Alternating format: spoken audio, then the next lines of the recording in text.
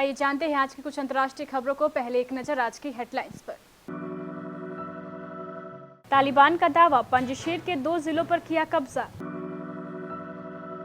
तेज प्रताप ने अब आरजेडी में दे डाली महाभारत की चेतावनी।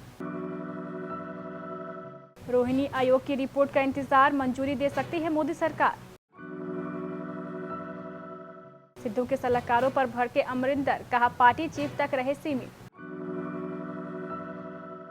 दिल्ली, हरियाणा और यूपी समेत देश के इन हिस्सों में आज होगी बारिश। अफगानिस्तान से लाए गए 146 भारतीय नागरिकों की देश वापसी, पहले जत्थे में आए थे 135 लोग। अफगानिस्तान से सैनिकों की वापसी को टोनी ब्लेयर ने बताया मूर्खतापूर्ण। सोने के दाम में पिछले सप्ताह हुआ ये बदलाव, चांदी की कीमत में आई कमी। आज सायरा बानो का जन्मदिन, दिलीप कुमार को कहती थी कोहिनूर। और रक्षाबंधन पर विराट कोहली की बहन भावना ने फोटो शेयर कर भारतीय कप्तान के लिए लिखा दिल छू लेने वाला मैसेज। अफगानिस्तान के 34 में से 33 प्रांत तालिबान के कब्जे में आ गए हैं। रह गया है तो सिर्फ पंजशीर, जिसे कब्जाने के लिए तालिबान और पंजशीर के लड़ाकों के बीच लड़ाई चल रही है। इसे लेकर खबरें आ रही थी कि पंजशीर के लड़ाकों ने तालिबान पर रास्ते में घात लगाकर हमला किया।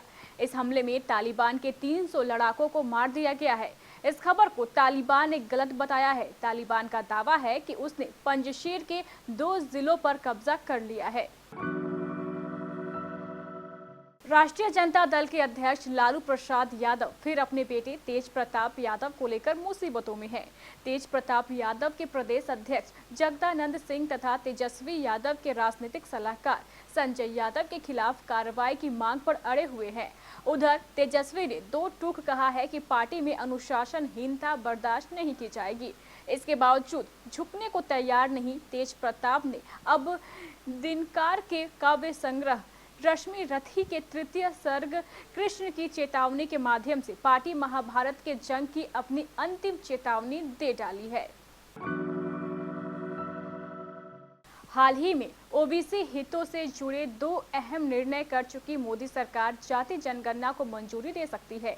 कोरोना के कारण अब तक राष्ट्रीय जनगणना प्रक्रिया शुरू नहीं हो पाई है, इसलिए सरकार जातीय जनगणना पर हड़बड़ी नहीं दिखा रही है।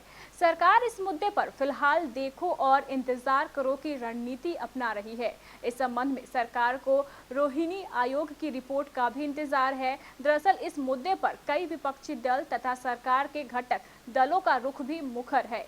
जदयू, अपना दल, आरपीआई जैसे दल लगातार जातीय जनगणना की मांग कर रहे हैं। बिहार के मुख्यमंत्री नीतीश कुमार, राज्य विधानसभा में विपक्ष के नेता तेजस्वी यादव सहित राज्य के कई दलों के नेता सोमवार को आज इस मुद्दे पर प्रधानमंत्री से मुलाकात करने वाले हैं। पंजाब कांग्रेस की कलह शांत होने का नाम नहीं ले रही है। नए घटनाक्रम में सीएम अमरिंदर ने पार्टी चीफ नवजोत सिंह सिद्धू के सलाहकारों को हिदायत देते हुए कहा है कि वे उन्हें सलाह देने तक सीमित रहे। कश्मीर पाक जैसे मसलों पर बोलने से गुरेज करे, नहीं तो बात का बतंगर बन सकता है। राष्ट्रीय सुरक्षा के लिहाज से भी ऐसे मसलों पर बोलना गलत है। अमरिंदर सिंह ने सिद्धू के सलाहकारों में से 2 के विचारों से नाराजगी व्यक्त करते हुए उन्हें कड़ी चेतावनी दी है। सीएम ने कश्मीर और पाकिस्तान जैसे मुद्दों पर सिद्धू के सलाहकारों को 2 की कथित गलत बयानी के खिलाफ चेतावनी दी है। सीएम ने उनको ऐसे विषय से दूरी बनाने को कहा है जो देश की शांति और स्थिरता के लिहाज से संवेदनशील माने जाते हैं। देश की राजधानी दिल्ली समेत कई अन्य राज्यों में पिछले 3-4 दिनों से जमकर बारिश हो रही है। आज सोमवार की सुबह से भी दिल्ली एनसीआर में बारिश शुरू हो गई। मौसम विभाग ने पश्चिमी उत्तर प्रदेश और हरियाणा के कई अलग अलग हिस्सों में हल्की तीव्रता की बारिश का अनुमान जताया है। भारतीय मौसम विज्ञान विभाग के अनुसार दिल्ली और एनसीआर के आसपास के क्षेत्रों में गरज के साथ बारिश होने की संभावना है। अफगानिस्तान में फंसे भारतीय नागरिकों को देश वापस लाने का अभियान जारी है।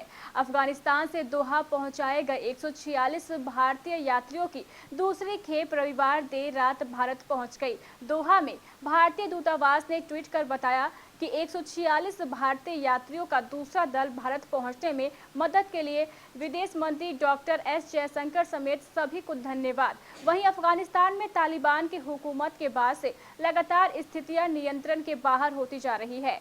बड़ी संख्या में लोग देश छोड़कर भागने की कोशिश कर रहे हैं। काबुल एयरपोर्ट पर हालत बहुत ज्यादा खराब है।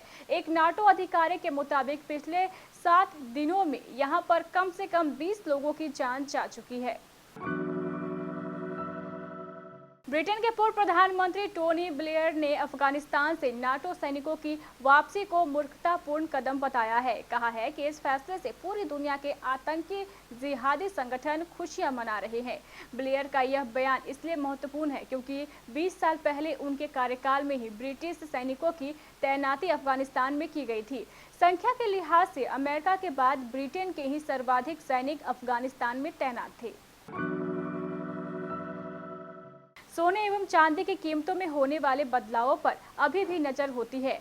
इसकी वजह यह है कि भारत में किसी भी तरह के फंक्शन में लोग सोने के आभूषण पहनेंगे, एक दूसरे को गिफ्ट में गोल्ड ज्वेलरी देना पसंद करते हैं। इसलिए लोग सोने के भाव में गिरावट का अंदाजा करते रहते हैं। इसलिए हम आपके लिए लेकर आए हैं पिछले सप्ताह के सोने चांदी की रेट में हुए उतार चढ़ाव का ब्यौरा। Indian Boolean and jewellers association के आंकड़ों के मुताबिक पिछले सप्ताह सोने के दाम में कुल 336 रुपये प्रति 10 ग्राम की बढ़ोतरी दर्ज की गई है। वहीं चांदी की कीमत में 654 रुपये प्रति किलोग्राम की छूट देखने को मिली है। बॉलीवुड की मशहूर और खूबसूरत अदाकारा सायरा बानो हिंदी सिनेमा की टॉप अभिनेत्रियों में से एक है। उन्होंने अपने लंबे फिल्मी करियर में कई दिग्गज कलाकारों के साथ काम किया था और हिट फिल्में दी थी। सायरा बानो ने हिंदी सिनेमा के ट्रेजेडी किंग दिलीप कुमार से शादी की। सायरा बानो का जन्म 23 अगस्त 1944 को उत्तराखंड के मसूरी में हुआ था। सायरा बानो ने बॉलीवुड में अपने करियर की शुरुआत महज 16 साल की उम्र से कर दी थी। उनकी डेब्यू फिल्म साल 1961 में आई जंगली थी। इस फिल्म में सायरा बानो के साथ दिग्गज अभिनेता शम्मी कपूर मुख्य भूमिका में थे। इस फिल्म में सायरा बानो के अभिनय को दर्शकों ने काफी पसंद किया था। यही वजह थी कि उन्हें फिल्म जंगली के फिल्म फेयर का पुरस्कार मिला था। भाई बहन के त्योहार रक्षाबंधन को कल पूरे देश ने धूमधाम के साथ मनाया। इस मौके पर टीम इंडिया के कप्तान विराट कोहली की बहन भावना कोहली ने भी अपने दोनों भाइयों के साथ फोटो शेयर कर सोशल मीडिया पर खास मैसेज लिखा है। भावना ने अपने इंस्टाग्राम पर लिखा, आप दोनों मेरी दुनिया हो और मैं जानती हूँ कि तुम दोनों ने मुझे हमेशा प्यार किया है। विराट इन दिनों इंग्लैंड में भारतीय टीम का नेतृत्व कर रहे हैं, जहां टीम 5 मैचों की टेस्ट सीरीज में इंग्लिश टीम से भिड़ रही है। कुछ समय पहले इंस्टाग्राम पर सवाल जवाब के एक सेशन में भावना कोहली ने बताया था कि वह विराट की नहीं बल्कि राहुल द्रविड़ की बहुत बड़ी फैन रही हैं।